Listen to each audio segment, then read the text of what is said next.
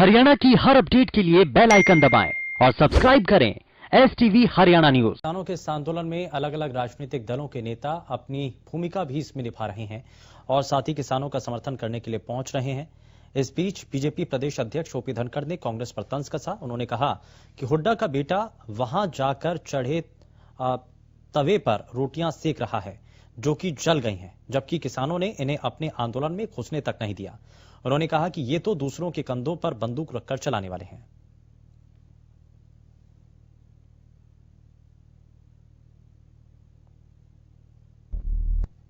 देखिए, सरकार ने बहुत खुले मन से जितने भी सुझाव दिए वो सारे के सारे स्वीकार कर लिए और एक तरह से अब सुझाव स्वीकार करने के लिए तो ऐसी स्थिति हो गई है कि कोई भी राज्य अपनी मर्जी से एक तरह से इनको लागू कर सकता है। मतलब पूरी आज़ादी, पहले भी आज़ादी व्यक्तिगत आज़ादी थी कि मैं मंडी में बेचूं या बाहर बेचूं, कोई मेरे पर बंदिश नहीं थी। इसी प्रकार से मैं कोई कंट्रैक्ट खेती नहीं करूं या करूं, ये भी मुझे आज़ादी थी। लेकिन अब किस राज्य सरकार ने कैसे लागू करना, एक तरह से बाहर की मंडियों को, प्राइवेट मंडियों को किस प्रकार से नियमित करना, ये अधिकार राज्य सरकारों को देने की बात किसानों की बातचीत में सरकार ने कह दी है।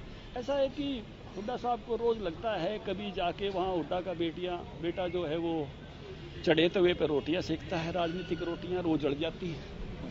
कभी शैलजा जा रही है वहाँ, ये चढ़े तवे पर रोटियां सेकने वाले हैं। शैलजा ने तो वहाँ कह भी दिया था कि भी किसानों को कंधे मिले हैं तो उन पर रख के बंदूक क्यों नहीं चलाएं। जब वो ज्ञापन देकर आए थे गवर्नर साहब के यहाँ, मीडिया के लोगों ने सवाल पूछा था भी किसानों के कंधों पर आप क्यों ये बंदूक चला रहे हो, बोला कंधे मिले हैं। तो ये इनका यही इनका लक्ष्य है कि किस प्रकार से सत्ता